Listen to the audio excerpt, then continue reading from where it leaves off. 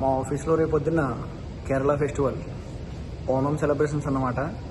దానికోసం మేము రంగోలీ ఒకటి ప్రిపేర్ చేస్తున్నాము. దాన్ని మీకు చూపిస్తాను, పదండి. ముందుగా రంగోలీకి ఫౌండేషన్ సెట్ చేస్తున్నారన్నమాట.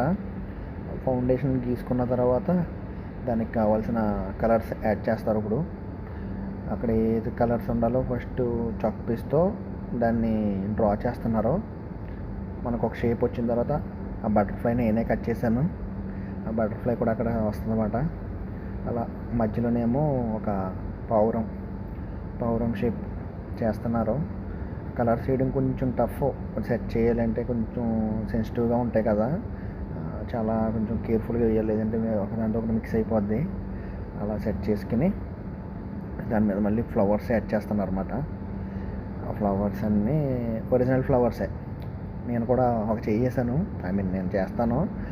బటర్ఫ్లైస్ మధ్యలో బేస్ని కూడా నేను వేసినవి ఉన్నాయి కొన్ని మధ్యలో వీడియో తీయడానికి, మధ్యలో లేచి మళ్ళీ వీడియో తీసి మళ్ళీ కంటిన్యూగా అలా చేస్తున్నాను. బటర్ఫ్లైస్ వేస్తున్నాను చూడండి, బ్లూ కలర్లో. అది ఇంకొక 3 స్టెప్లు ఉంటుంది. 3 స్టెప్లు అయిపోతే మనకి అయిపోయినట్టే ముగ్గు. ఫ్లవర్స్ మళ్ళీ నేను ఆ ఫ్లవర్స్తో ఎడ్జెస్ వేస్తాను అన్నమాట. లోపల ఎడ్జ్, బయట ఎడ్జెస్ అన్నీ ప్రిపేర్ చేస్తున్నాను. అలా మధ్యలో వీడియో తీస్తూ మళ్ళా కాసేపు నుంచి కాళ్ళు ఆగేస్తాను. మెయిన్ థింగ్ కింద కూర్చున్నాడు ఆయన, మా మేనేజరు. ఆయన చాలా మంచి ఆర్టిస్ట్ అన్నమాట, చాలా బాగా వేస్తారు అన్నీ కూడా.